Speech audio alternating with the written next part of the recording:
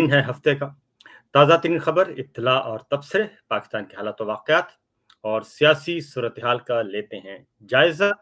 Situation इस वक्त क्या है और इस वक्त पाकिस्तान में क्या चल रहा है, इसके बारे में हम ज़रा देखेंगे जनाब, जायज़ा लेते हैं क्योंकि बड़ी इंपॉर्टेंट खबर है आज और बहुत ही इंपॉर्टेंट, जितनी भी समझ सकते हैं।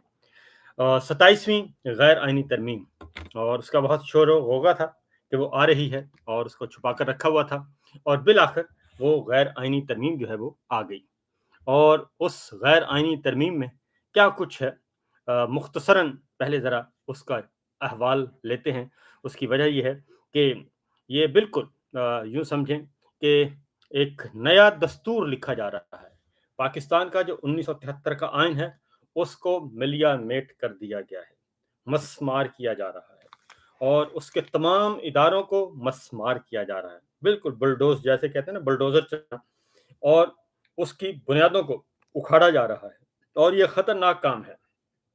मैं आपको बड़ा वाज़ेह तौर पर बता दूं कि ये एक इंतहाई खतरनाक काम है और पाकिस्तान की सलामती के लिए, पाकिस्तान की यकजहती के लिए ये इंतहाई खतरनाक काम है। उसकी वजह ये है कि आगे जाके मैं आपको कुछ बताता हूँ, क्योंकि ये इमरान खान साहब बहुत अरसे से कह रहे थे कि ये मुल्क आसिम लॉ के तहत चल रहा है। आसिम का कानून, जनरल आसिम मुनीर का कानून, जो उसकी जुबान से निकल गया वो कानून है।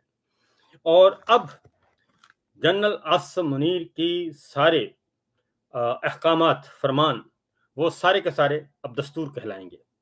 जो जनरल आसिम मुनीर साहब अपने मुंह से बोलेंगे, जो फरमान जारी करेंगे, वो दस्तूर होगा, वो आइन होगा।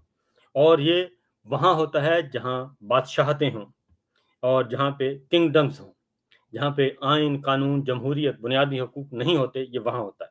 तो पाकिस्तान को भी अमली तौर पे वहाँ पाकिस्तान में भी एक बादशाहत का निज़ाम कायम करने का इरादा है, क्योंकि ये भी तरामीम तजवीज़ आई हैं और इसको हंगामी बुनियादों पे लाया गया है।